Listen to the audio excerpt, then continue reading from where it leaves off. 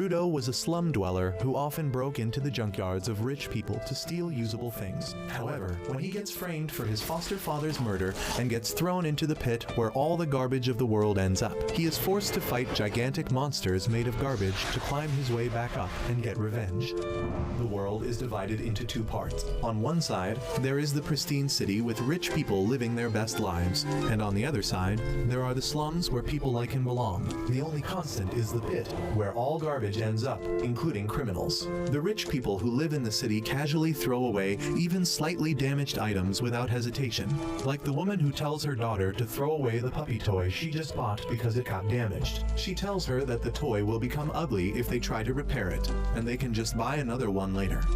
The girl has no problem with that, and her mother throws the puppy along with other garbage into the small garbage vent that leads it straight to a truck in an underground tunnel that leads to a giant trash collection site. However, the young Rudo is inside the trash collection site too, eyeing the stuff the trucks are carrying. He sneaks into the trash collection site and enters one of the rooms, but unfortunately, one guard hears some sound coming from the room, and he immediately checks inside to find someone rummaging through the garbage. The guard barges inside the room with his gun pointed at the trash thief Rudo, calling him a disgusting degenerate who is threatening the beauty of the city by hoarding trash.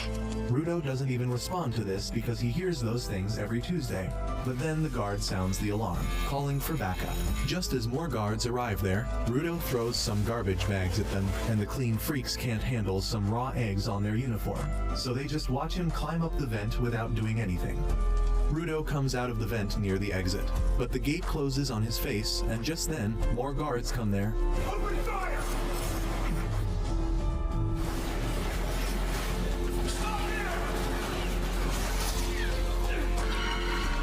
What a bunch of shitheads.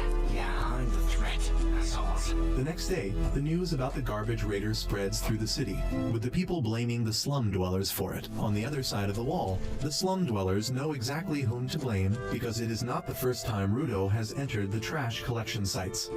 They think that he will be caught one day, and most of them actually hope that he does. Rudo doesn't care about them as he sets his shop to sell the repaired goods he found. When his friend Chiwa arrives there to lash out at him, she asks him why the hell does he take such a big risk just to scavenge through the trash of the city people. And he replies that those rich bastards don't even care about throwing perfectly usable things. He feels sorry for the things they throw out, so he retrieves them. And since he can get some money by selling them, it is even better. Chiwa seems to understand him, but just then, 3 boys arrive there, clenching their noses as they say that someone reeks of garbage here. They tell Chiwa to stay away from Rudo, or she will smell like garbage too. They insult his thick black gloves that he has not washed since Obama was the president, and say that just one touch from them will give anyone rashes. One boy kicks the lantern Rudo just fixed, saying that no one will buy this garbage from him. He says that Rudo's hands are even creepier than the gloves, which is why he keeps them hidden. Rudo silently hears everything they say, but when one boy calls him the son of a murderer, he suddenly gets furious. The boys, however, don't stop, saying that the slum was made to imprison criminals and the people who live here now are their descendants. That is why they always try to keep their reputation clean, but Rudo's dad brought shame to them by becoming a murderer. Rudo can't tolerate the insults anymore, and he gives a death stare to the boys, who crap their pants and immediately run away, still cursing Rudo and saying that he will become a murderer like his dad one day. Rudo then quietly starts fixing the lantern again, and Chiwa tells him that she believes that he is a good person who will never turn out like his dad. He gets embarrassed on hearing that, but before he can thank her, Chiwa's attention goes to the puppy toy he got from the dump last night. Turns out, Rudo brought the puppy as a gift for her in the first place, but before he can give it to her and increase his risk score, Chiwa's mom comes there and takes her away. Rudo heads home after that, and finds his adoptive dad Recto waiting for him. Recto suddenly starts mimicking how nervous he was while trying to give the puppy to Chiwa, and Rudo turns red because he didn't spot him watching them. Recto tells him that they will talk about it later because first, they need to talk about Rudo's little trip to the junkyard. Recto tells him that he doesn't need to push himself so hard because they are not that broke. He thinks that Rudo feels a bit indebted to him because he adopted him after his biological dad was thrown into the pit for being a murderer. But Rudo says it is not like that.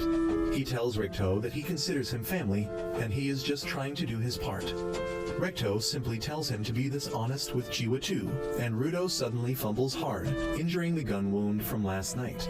Rikto immediately starts giving him first aid and also changes the bandages around his hands while he is at it. As Rudo looks at his hands, he recalls how they have been injured for as long as he has known. People always judged him for that, and sometimes his wounds started hurting like hell out of nowhere. Then one day, Rikto gave him the black gloves that magically suppressed the pain. After Rikto is done tending to Rudo's wounds, he tells him to confess to Chiwa soon, or someone else might swoop her away, and while the two of them are bantering about it, a creepy masked guy listens to everything from the streets. The next day, Rudo finally works up courage to tell his feelings to Chiwa, and heads towards her home with the puppy. But on the way, he comes across a scene that is not really rare in the slums. At the edge of the slums, there is the pit, where all garbage and serious criminals are thrown. Today, another criminal is being thrown into the pit and Rudo can only watch the execution, wondering what happens to the people inside the pit. Just then, Chiwa comes there, saying that it is quite a brutal sight, and Rudo panics because he was not ready to meet her yet. Chiwa suddenly starts talking about the executions and other stuff, and then she tells Rudo that she doesn't want him to get thrown into the pit. She says that there might be a lot of stuff that shouldn't be thrown out as garbage, but it is not a good enough reason to risk his life.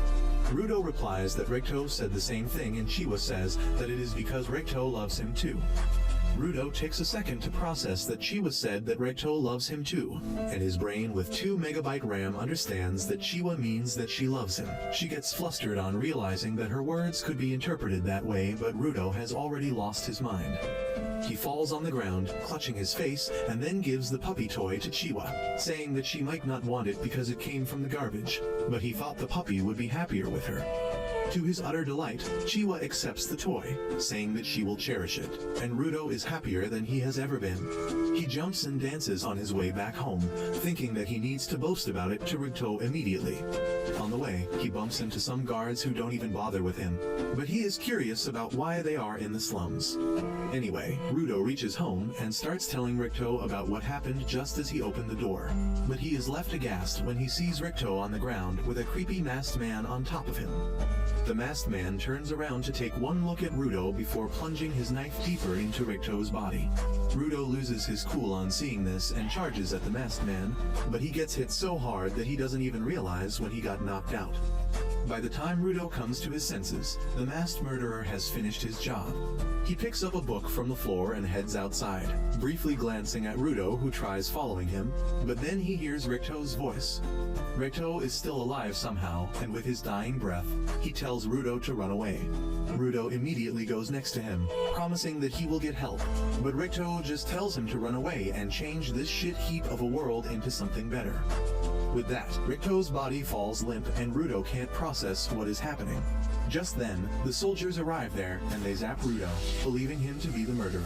They pin him to the ground as they tell him that he is being arrested for murder, and Rudo tells them that it was not him.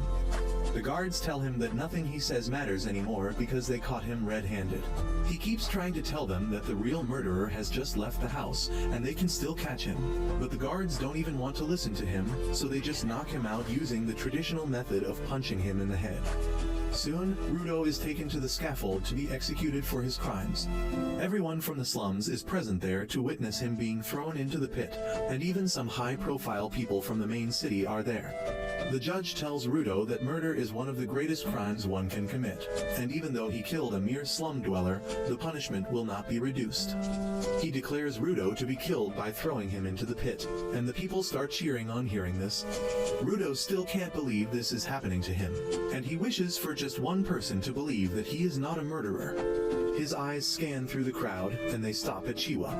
Rudo yells at her, saying that he did not kill Rikto. He asks her to find the culprit, but she just says that she trusted him, but he was not worthy of that. She says that he was a murderer's son in the end and drops the toy as she turns his back on him. Her betrayal hurts Rudo more than anything else, and he snaps at the people calling him human filth who deserves to be thrown into the pit.